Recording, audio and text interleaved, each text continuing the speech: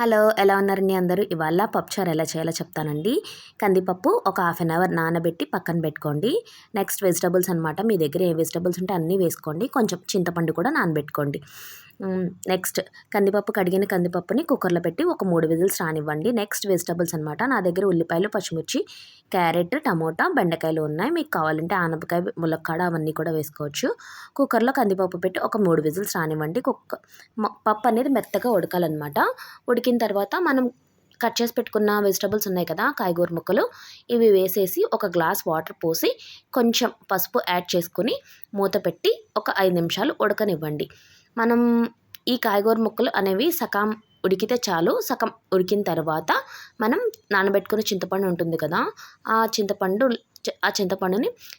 పులుసు తీసుకొని వాటర్ పోసుకొని బాగా పులుసు కింద తీసుకుని ఆ వాటర్ని ఈ విందులోకి యాడ్ చేసేసుకోవాలి. పప్పుచారులోకి వేసుకున్న తర్వాత సాంబార్ పౌడర్ అనమాట. నా దగ్గర సాంబార్ పౌడర్ ఉంది, వేసుకుంటున్నాను. ఇది ఆప్షనల్, మీ ఇష్టం, వేసుకుంటే వేసుకోండి, లేకపోతే లేదు. సాంబార్ పౌడర్ వేసిన తర్వాత పప్పుచారుకు సరిపడా కొంచెం కారం, కొంచెం పప్పుచారుకు సరిపడా ఉప్పు.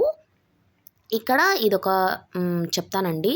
బెల్లం అనేది మీ ఇష్టం. చాలామంది వేసుకోరంట, మేమైతే వేసుకుంటాం. ఒకసారి వేసుకొని చూడండి, పప్పుచారు చాలా బాగుంటుంది.